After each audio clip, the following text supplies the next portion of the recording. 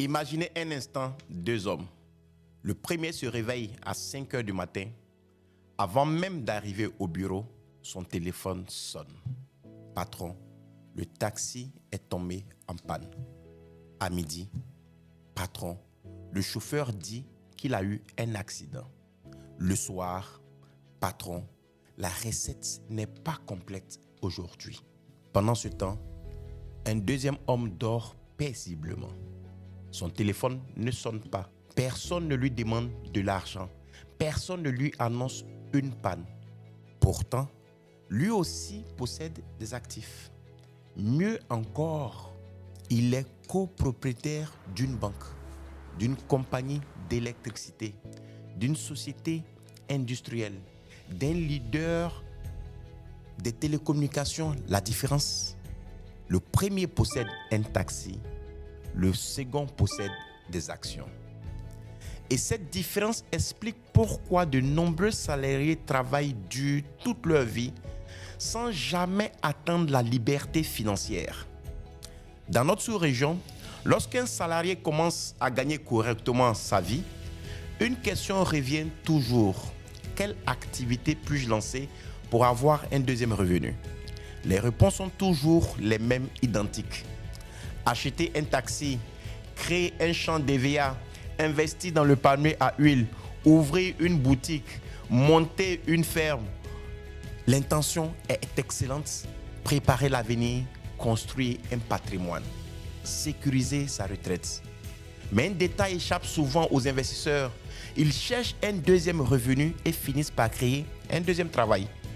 Le problème n'est pas le taxi, le problème n'est pas le champ. Le problème n'est même pas le commerce. Le véritable problème est que ces activités consomment 3 ressources extrêmement précieuses. Votre argent, votre temps et votre attention. Un salarié possède déjà une activité principale qui consomme son énergie. C'est son emploi. À un moment de ma vie, j'avais accumulé jusqu'à 10 taxis dans la ville d'Abidjan. Je pensais posséder 10 taxis. En réalité, c'était 10 sources de stress qui me possédaient. Chaque fois que mon téléphone sonnait, mon cœur battait. Il y a quel problème encore? Un accident, une panne, un chauffeur disparu, une recette introuvable, la police, le mécanicien. Quand votre investissement vous donne des palpitations, ce n'est plus un investissement, c'est un problème. Aujourd'hui encore, beaucoup de personnes ne comprennent pas pourquoi je préfère des SMS aux appels téléphoniques. Ma phobie du téléphone vient de cette période de ma vie.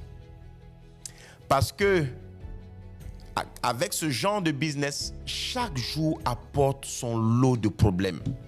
Très vite, les appels du chauffeur arrivent pendant des heures de travail.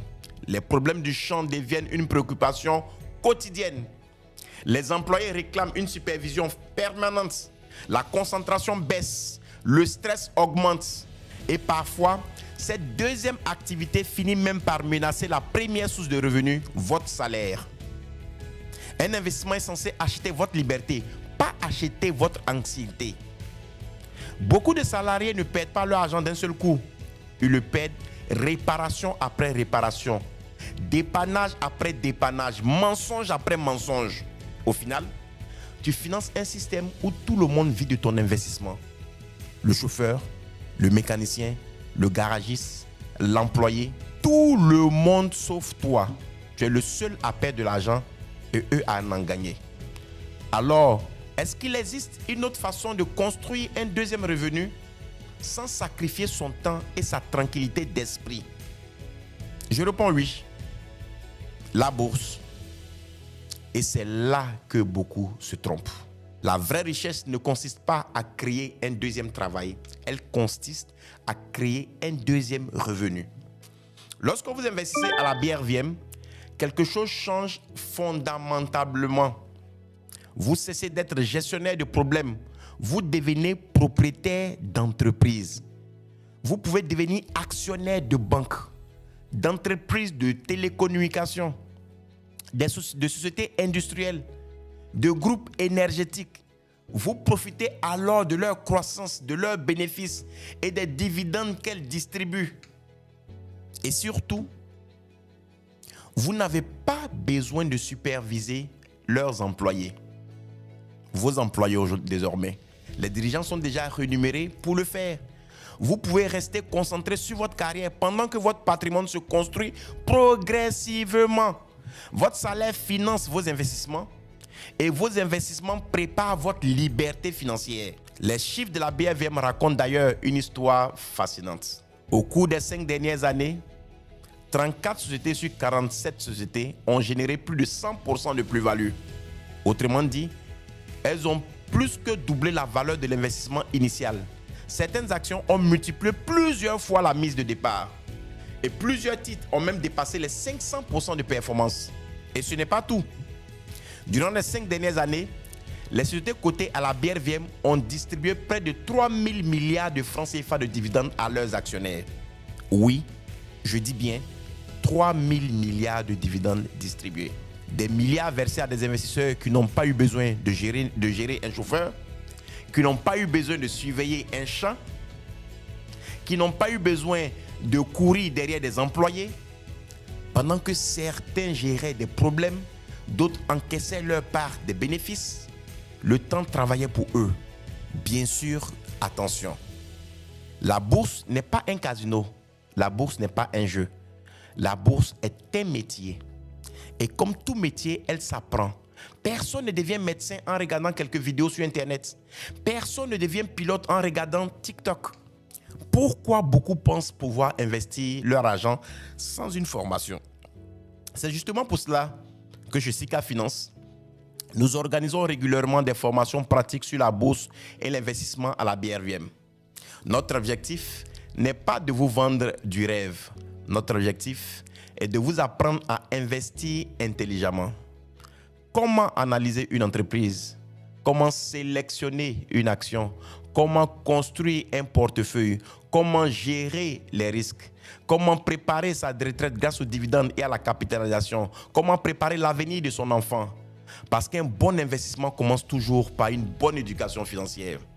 Si vous souhaitez participer à l'une de nos prochaines formations, vous trouverez le lien dans la description de cette vidéo. Avant de partir, posez-vous simplement cette question. À part l'immobilier, qui est même plus risqué, qui peut parfois rivaliser avec la bourse, lequel de vos investissements vous a réellement rapporté autant? Et surtout, combien de tranquillité avez-vous perdu en chemin? Je ne dis pas qu'il ne faut pas investir dans un taxi ou dans un champ. Je dis simplement qu'avant d'investir dans une activité que vous ne maîtrisez pas, prenez le temps d'étudier les alternatives. Et pourquoi ne pas laisser ces investissements-là aux entrepreneurs aguerris? Parce qu'un bon investissement n'est pas celui qui vous occupe toute la journée. Un bon investissement est celui qui améliore votre avenir. La plupart des salariés cherchent un deuxième revenu, c'est tout ce qu'ils cherchent. Mais beaucoup créent simplement un deuxième patron. Le chauffeur, le gérant, le responsable du champ, l'employé deviennent vous-même votre patron. Et chaque matin, ils se lèvent pour gérer des problèmes qui ne devraient même pas exister. Alors posez-vous cette dernière question. Votre deuxième activité vous enrichit-elle réellement ou vous occupe-t-elle simplement? Parce qu'il y a une grande différence entre être occupé et devenir riche. Et n'oubliez jamais, un taxi vous appelle quand il y a un problème. Une banque dont vous êtes actionnaire vous appelle à l'Assemblée générale parce que vous êtes copropriétaire. À vous de choisir dans laquelle catégorie vous voulez être.